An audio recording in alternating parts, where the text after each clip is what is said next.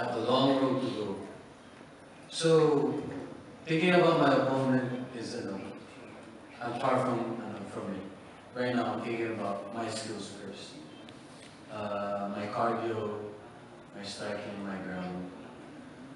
So, let's say if I fight Baron, I fought him already, and I'm more confident to fight him again. Let's say I fight another guy who would be, probably an upcoming amateur fighter. That I will have to prepare, you know. Prepare. As I am preparing right now for fights in a few months. But if I fight Billy Jack, oh my God! yung insurance mo, okay, yung insurance mo sa lahat. Sige, lang yan! Woo! Billy Jack! What's your height, man? What's your height? Dito ko lang. Papakitabi ko lalo yung ulo mo. Alam mo, konti lang naman mo kay Dagun, eh. Papakitabi ko. Mamaya, magkakaroon lang kita, hindi ko pa alam. Tingnan natin. Pagka tinmahanan na. Tingnan natin. Sana masabi mo lahat yan sa laban.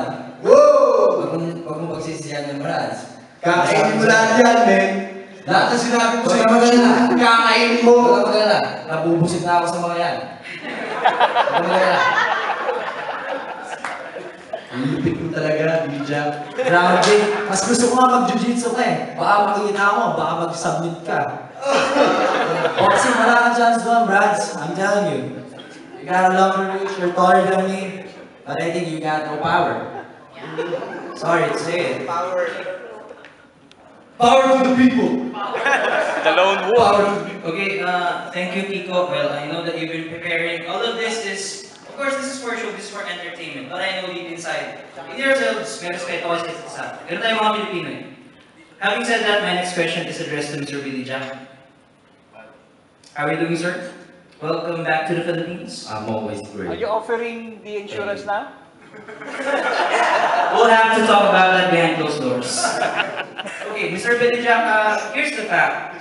You've been saying a lot on Facebook. I'll be honest, I also follow whatever you're posting. I'll be very transparent about that. It's not just the trash talking, but the fight culture. What I love about what you did is that you tried to prove to everyone that if you dream, it can happen. And URCC is making that happen. All the casuals, all the fight fan casuals, somehow, yeah, they're hating you, but deep inside themselves, what they're saying is, Pucha, pare, itong si Billy Jack na yun, nasa URCC. But, my real question is, ano nga ba talaga ang kahandaan na meron ka? Because some people are, I'll be very transparent here, bro. No hate. A lot of people are actually saying na, itong si Billy Jack no experience to. Itong si Billy Jack, he just came out of nowhere. It's an insult to the MMA industry that he's even here. Like, what are you going to say to these people? Okay, to those kinds of people, if they really want to fight, just line up in URCC. They got big mouths. I also got a big mouth, but I do my talking. Okay, I show results. That's the only thing I can say. Yeah, If they hate me, so be it. I'm just loving myself and trying to fix my life and trying to get my own life. Okay. yeah, yes, I understand that you're getting yourself together, but then the fact remains, you have no training camp. The fact remains that you have zero experience. It came from you, bro. You have zero experience. Like, I actually laud you. I actually laud that you have the bravado to speak and actually show up here. I salute you for that, trust me. However, we're not really talking about the preparations, like, I'm talking about the mental preparation. It takes a good bravado to be here sa sa'yo. Pare, kaya ko si Mugler, kaya ko kahit sino. Pero the fact of the matter is, nandito ka, binigyan ka ng pagkakataon. Marami sasabi na, wala yan si Billy Jack, sinasayang niya yung opportunity. Pero ito ang gusto kong malaman mula sa'yo.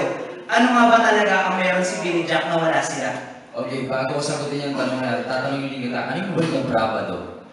Hindi ko na Courage, pare, courage. Thank you so much, thank you so much. Just making things clear. Okay, anong meron ako na walang ibang tao? Actually, wala. Pare-parehas na tayo ng mga characteristics. Siguro nagkataon lang na mas positive ako.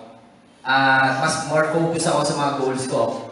Kasi sawang-sawa na ako na Pag-practice niya yan, ha? Pag-practice niya, positive daw. Okay. Kaya ka na lang still loob mo eh. Bro, thank you for that one. Okay, binibigyan mo na excited ng mga tao. Maganda yan. Para marami talaga manood paano ka tayo knockout. Okay, so yun na nga, balik tayo sa istorya. Kung anong meron ako na wala ang ibang tao. Pingin naman ako niya. Okay, so siguro masasabi ko na lang, sasagot na lang dyan ang favorite kong libro. Okay, sigot ako sa corny ko. Okay, Bible. And also, my favorite verse, Psalms 83:18. That's why I'm fighting, because of it. Psalms 83:18. Well, thank you very much, Billy Jack. I wish you the best of luck.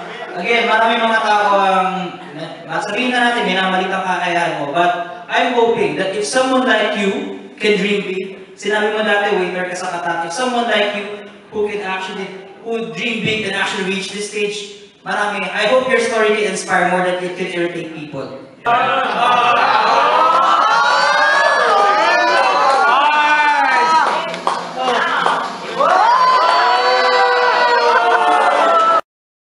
On August 12, URCC 30 at Araneta Coliseum, only the best mixed martial arts action in Asia. Asia's most exciting MMA league. I'll see you there, guys. Bakbaka na!